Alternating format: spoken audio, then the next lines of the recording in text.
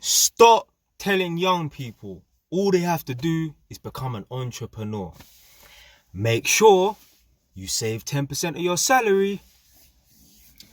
You know, sometimes I hear advice online and I just think to myself, I'm so glad I just follow my own advice. I'm so glad I never listened to people like that when I was on my come up. I'm not saying I'm at the top of the mountain yet, but if I listen to advice, and I'm not even going to say the person's name, you put the person's name in the comment section below. There's a certain someone, they keep going around telling people or saying, stop telling young people all they have to do is become an entrepreneur to become successful. Put down the person's name in the comment section below. Sometimes I think to myself, if I followed that person's advice, where would I be today? If I followed that person's mindset that, you know, the game is rigged against you, and it's got nothing to do with color or race, because this person don't even look like me. If I followed that person's advice, do you think I'll be where I am today? Do you think I'll be sitting on 6 properties? I'd think to myself, well, what's the point of trying? If I follow some of these other people's advice about, all you have to do is just make sure you save 10% of your salary. I've done the calculation with you lot already. So it took me 3 years to save up about 31 grand, yeah? Basically, I was on 28 grand salary a year, taking home about 1,800, 1,900, saving £1,000 a month. So for about 3 years, I saved up £1,000 a month. Obviously, certain months it was less, 900, 800, got things to pay for and that. But for the most part, it's £1,000 a month. Now, obviously, that took me about 3 years to save up 31k, yeah?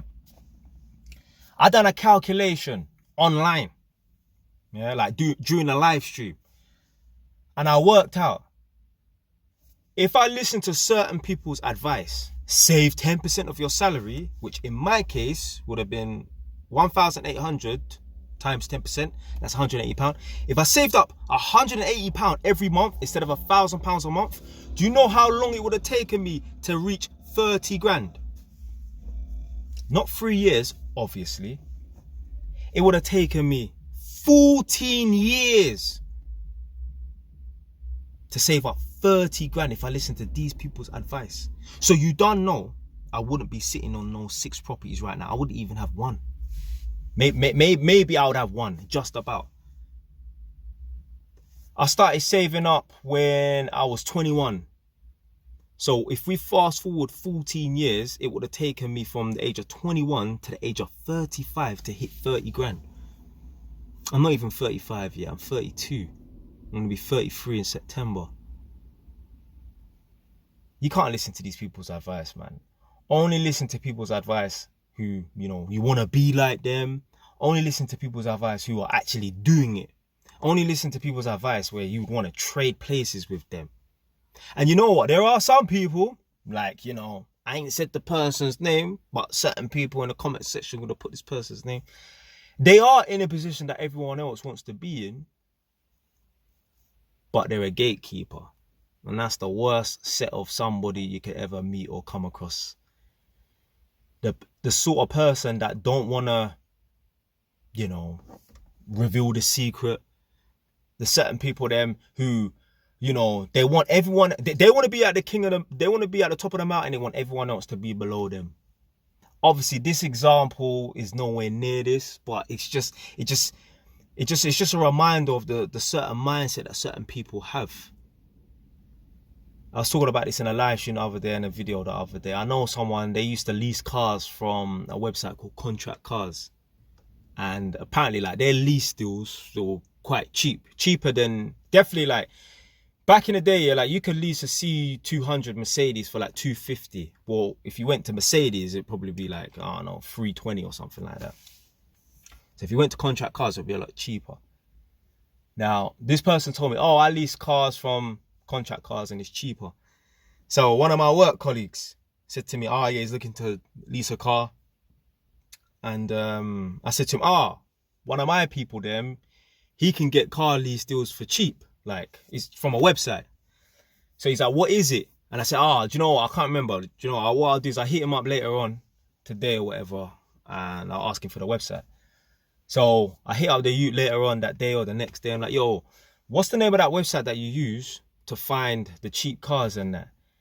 And he said it, yeah, contract cars. He's like, what, you trying to get a car now, yeah? You're going to get a new car. I'm like, no, it's for my work colleague. He's talking about he wants to get a Mercedes or something. He's like, no, man. No, don't tell him what the website is called and that, yeah? Because I don't want too much people to be using it and then it's going to put the price up and that. I'm like, raw. This dude thinks he owns the website, you know? See, the thing is, yeah, there's certain individuals, they don't see themselves being ultra successful. So what they want to do is they want to make sure everyone else stays below them. Like, if you was the sort of guy, or if he was the sort of guy that saw himself driving a Ferrari one day, he wouldn't need to gatekeep some stupid ass website that is open to the general public. Because the caliber of car that he can get, 99.9% of people can only hope and dream to get that car, because 99.9% of people are not willing to put in the rascal work. I don't need to gatekeep Mercedes or anything like that, because eventually when I get my local, I don't know, I might get a McLaren, I don't know, maybe a Ferrari.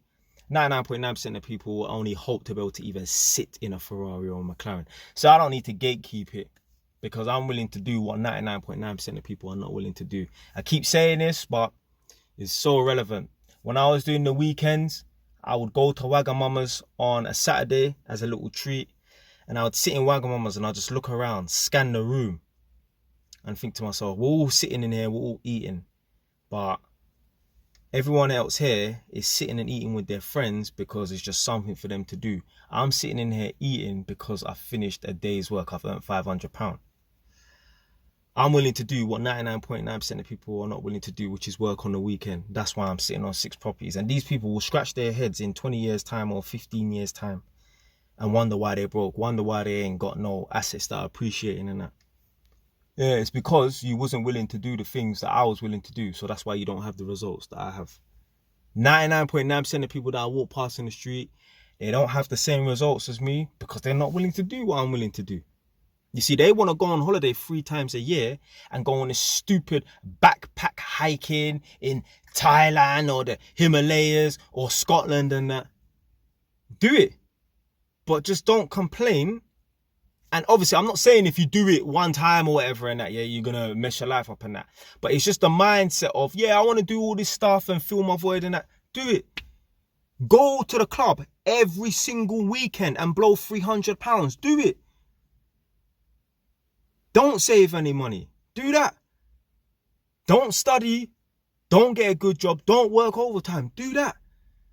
But just don't complain when you ain't got the results that I got. Don't listen to these stupid kids. There's one stupid rubber lip you. Yeah? I ain't gonna say his name, but you're not gonna know who he is. He's trying to tell young people, don't get a mortgage. Forget about getting a mortgage and that. It's a slave to the system. I'm not saying he said that word for it, but he makes videos saying don't get a mortgage and that. It's funny, yeah. The people that say don't get a mortgage, why would you want to own a home? You know, your land, you know, you can't sell the property straight away and move on that. It's funny that these youths, yeah, talk about or talk against buying property and home ownership and that, but they seem to make all their videos in a fucking car. Why do you think they're making a video in their car? They definitely don't have no mansion. They definitely don't even have a 3-bed house. They don't even have a 2-bed or 1-bed flat. They're making videos in their car because their mum don't want to hear them chatting rubbish to a camera. They don't want to make videos in their room because they're in a house share. They don't want their housemates listening. They're going to take advice from people that don't even have their own property. Man are talking about, I'm an entrepreneur. I'm an entrepreneur. Why would I want to spend 20 grand and put that down on the deposit on a property and that when I can invest that in myself? Let me tell you something right now. If 20 grand is a lot of money where you think like, nah, if I've got 20 grand, I'd rather invest it in myself than invest it in a property. That is a you problem. If 20 grand is so significant, it's like, yo, nah, once I get 20 grand, I need to invest it in, you know, myself and that, upskilling myself, as they love to say. That's a you problem. How can you call yourself an entrepreneur if 20 grand is a big thing? I'm not saying that's money that you want to, you know, lose it down the drain. But it's not big money. I've had plenty of 20 grands in my life. Yeah, at least 6. Yeah. So, yeah. Just be careful who you take advice from, man. 'Cause some of these youths, man, out here on some joke thing, man.